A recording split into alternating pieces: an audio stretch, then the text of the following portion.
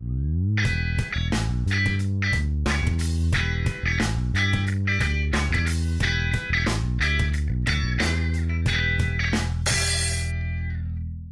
faço mestrado na História Social aqui na USP e a minha pesquisa tem que ver principalmente com cultura escrita e população camponesa na Colômbia, que eu vou apresentar na última parte desta aula. Aí no começo vou tentar dar um panorama da primeira metade do século XX na Colômbia, daquela virada do século XIX para o XX, logo depois pegando o que se chama o período da República Liberal, que começa no ano 36, e aí para chegar à metade do século, que tem que ver com o período da minha pesquisa. Eu vou tentar fazer um panorama geral dessa primeira metade do século XX, correndo o risco de cair em fazer generalizações, mas é uma coisa assim bem rapidinha.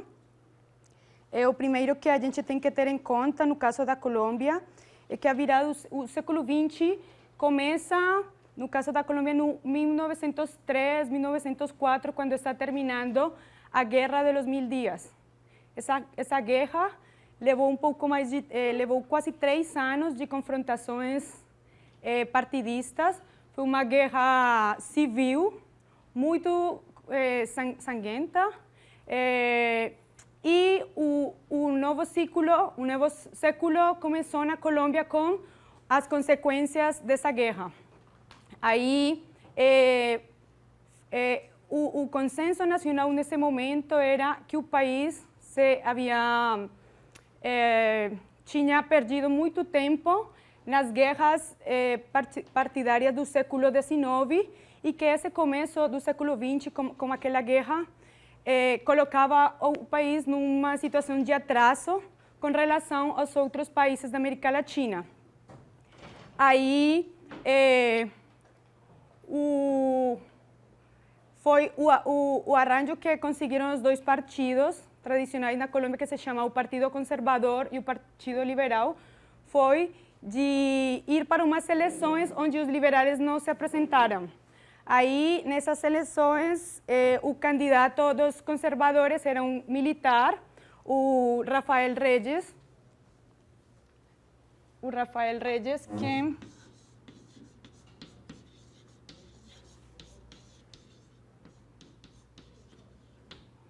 Quem governou entre 1904 e 1909. Num período que se conhece como o Quinquênio de Reyes. A proposta deste geral era de um governo não partidário e que se propunha desenvolver projetos modernizadores que colocaram no país numa melhor situação depois da guerra. No fim das contas, ele conseguiu uma reorganização da divisão político-administrativa do Estado, que lá na Colômbia é um modelo mais francês, que é por departamentos, e um governo central, e departamentos com capitais e municipalidades. Aí, o final desse período esteve marcado por diferentes problemas, entre outros, a separação de Panamá. Aí, ele teve que sair e sem cumprir o período que tinha previsto. Logo depois do Rafael Reyes, tem outro que terminou seu período até 1910, outro presidente, mas nas eleições seguintes veio um governo republicano, também com uma proposta bipartidária, conciliadora, que teve na sua frente a celebração do primeiro centenário da independência na Colômbia, que foi para 1910. O Restrepo.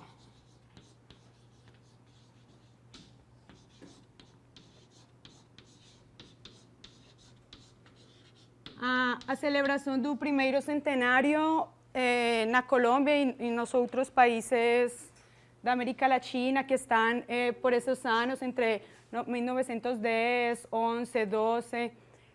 No caso da Colômbia, foi um momento para pensar o país um pouco para o futuro e todas essas celebrações tinham a ver com a inauguração de novas obras, nas cidades principais de energia elétrica, ou a inauguração de um tramvia em diferentes cidades, ou começo de obras de progresso que em outros países já estavam mais desenvolvidas, mas que nesse momento na Colômbia só se estavam começando a propor e tentar dar uma melhoria, principalmente nas cidades. Aí os governos que vieram para frente tiveram essa mesma marca, tiveram esses mesmos propósitos e no ano de 1936 ou 1947, é o período conhecido como a República Liberal.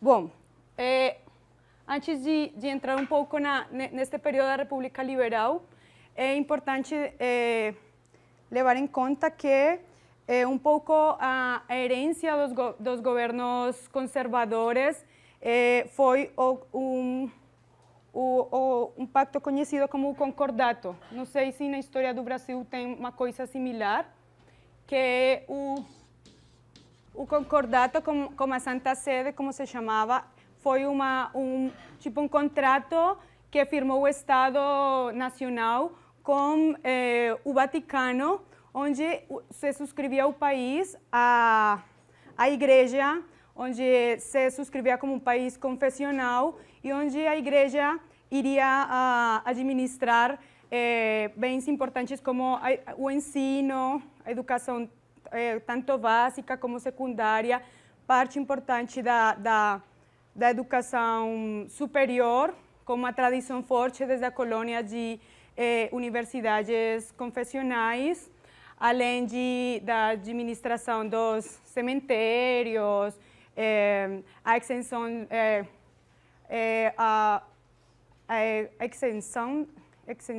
em espanhol, não sei em português, de impostos.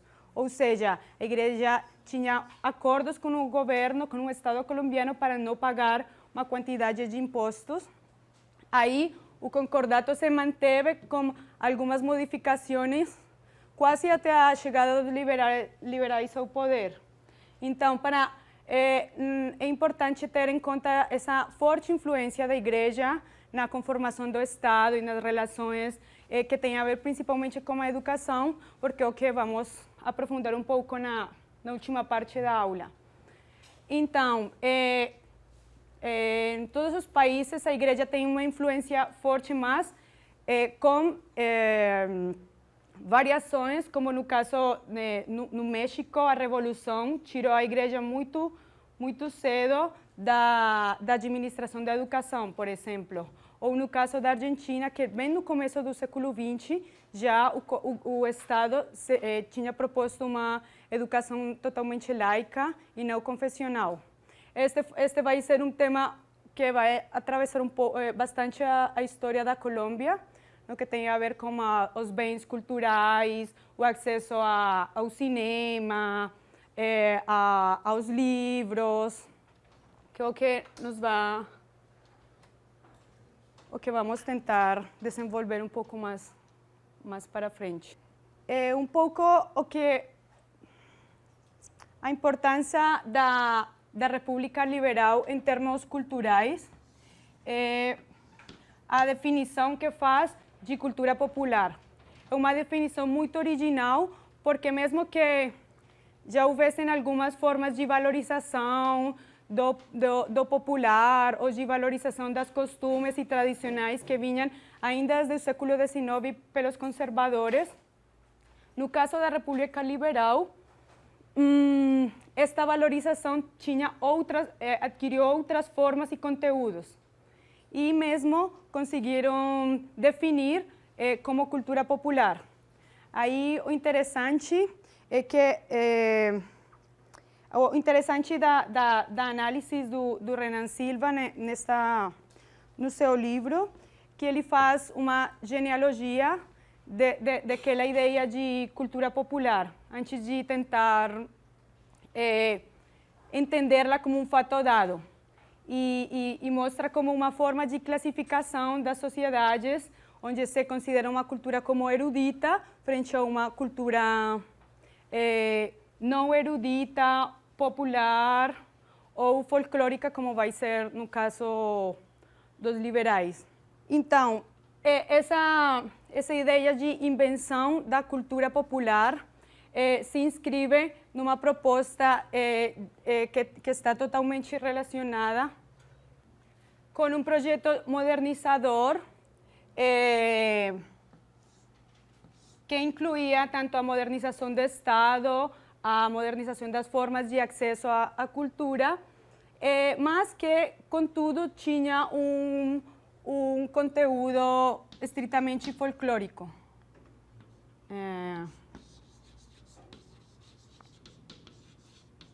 Ou seja, tratava-se de resgatar as músicas, as comidas, as danças, as estrofes que eram consideradas como a matriz cultural da nação e que era preciso resgatar, relembrar para criar um ambiente adequado para a recepção de outras influências culturais mais relacionadas com a cultura legítima. Então, os liberais, ao tempo que se propuseram expandir o sistema de ensino,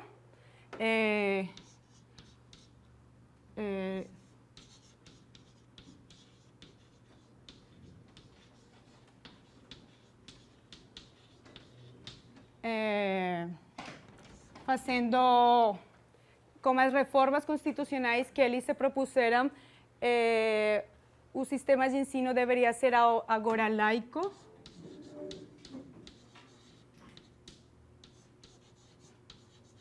Massivo. Então, aí os liberais estavam tirando da igreja o controle que por muito tempo eles tinham da educação básica. Agora, logo vamos aprofundar um pouquinho aí. Então, ao tempo que essa cultura legítima representada nas escolas, nos saberes mais da escola republicana, também se propuseram formas de difusão, de conhecimento do folclore colombiano. Então, fizeram pesquisas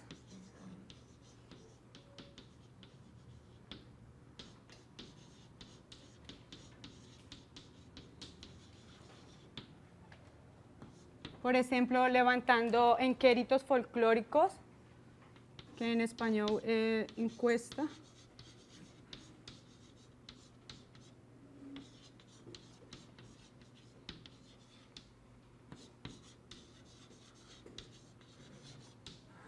E a criação de diferentes formas institucionais para eles desenvolver esse projeto cultural, muito vinculados com a intelectualidade desse momento. Então, ao tempo que para fazer a encuesta folclórica nacional, que seria um inquérito que todos os maestros das escolas iam desenvolver nos seus povoados, pesquisando sobre os usos das ferramentas agrícolas, as músicas populares, os vestidos que eram considerados típicos ou modernos, os usos por exemplo, do gramófono, das novas tecnologias de reprodução musical, por exemplo.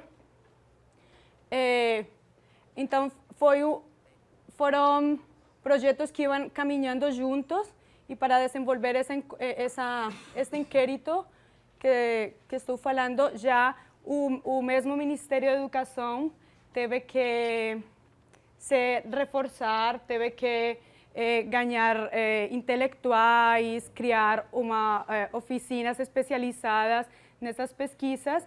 E para o caso da história das ciências sociais na Colômbia, este é um momento importante, no que tem a ver, por exemplo, com a criação de um instituto de etnologia.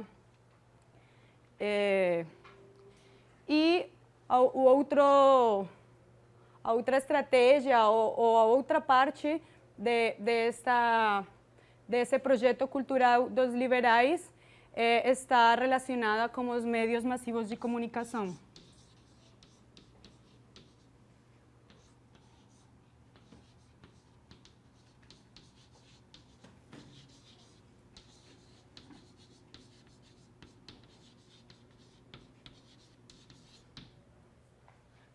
Então, estes governos aproveitaram a rádio, o cinema e o livro. Bom, no caso da rádio, especificamente,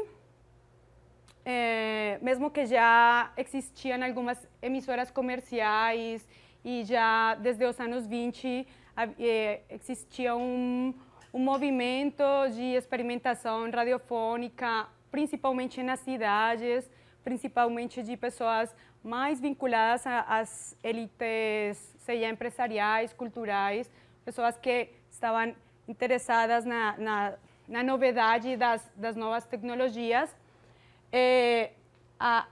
A rádio chegava aos setores mais populares através da escuta coletiva nas diferentes cidades, por exemplo, em Bogotá, Medellín. Tem algumas pesquisas sobre como a utilização de alto-falantes para a escuta dos programas, o encontro das pessoas que estavam chegando às cidades, que eram os camponeses que estavam virando obreiros, como se encontravam para a escuta dessas rádios comerciais e como eles usavam para colocar anúncios, como usavam para colocar uma denúncia. Mas os liberais aproveitaram a rádio, criando a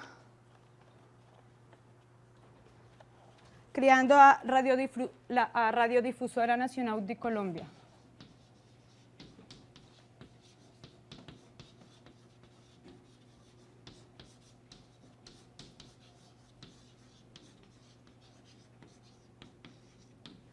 Então, se tratava de uma rádio que não tinha um interesse comercial, não tinha um interesse de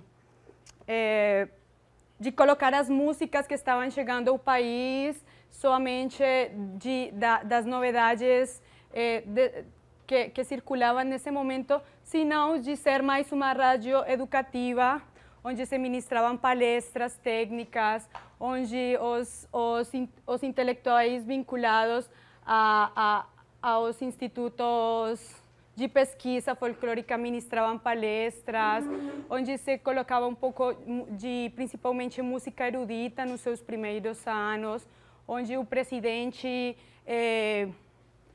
transmitia os seus discursos e onde tinha uma proposta cultural estatal de chegar aos povoados mais afastados do centro do país através deste meio. Então, aí está a novidade desta emissora, da Radiodifusora Nacional de Colômbia, que foi um primeiro experimento de de propor uma aproximação da população mais maioritária, popular, uma aproximação à cultura erudita, mas que também logo foi ganhando conteúdo toda esta matriz folclórica. Ou seja, eram duas formas de entender a cultura que não se contraponiam, mesmo que tivessem tensões na sua definição, mas duas formas de entender a cultura que se manifestavam nos programas desta emissora, que teve uma aceitação que marcou um momento importante no desenvolvimento da rádio no país. Também o cinema foi importante como um meio para a difusão utilizado pelos liberais, não só trazendo filmes estrangeiros, sino ainda também criando formas de produção audiovisual a partir dessas pesquisas folclóricas que eles desenvolveram. Nesta parte é mais complicado o acesso um pouco a essas produções, propriamente audiovisuais, mas existem registros em arquivos administrativos que falam um pouco sobre o esforço dos liberais também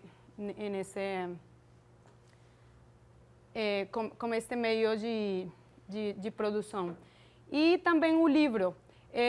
Aqui se inaugurou um pouco a ideia de livro popular,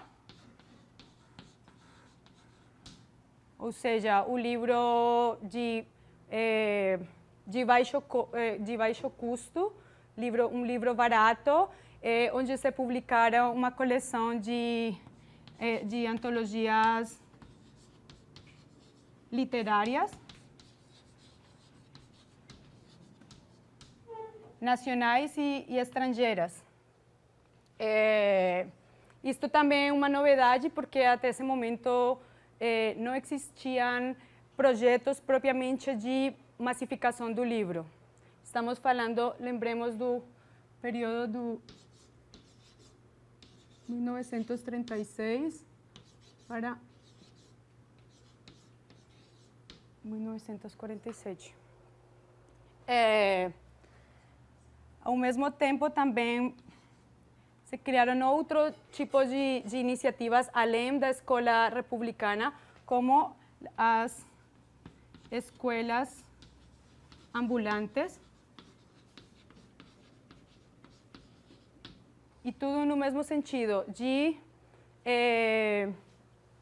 desenvolver estratégias que fizeram mais rápida essa aproximação à cultura por parte da população camponesa, mas também da população obreira que já estava nas cidades. Então, por exemplo, nas escolas ambulantes se tratava de carros com equipamentos de livros, de alto-falantes, ainda também de projeção de cinema, que procurava chegar aos diferentes povoados, onde o Estado não tinha maior presença. Também se inauguraram nesse período as primeiras feiras do livro, isto mais centralizado, mas mesmo assim com uma grande importância em Bogotá, as feiras do livro em Bogotá.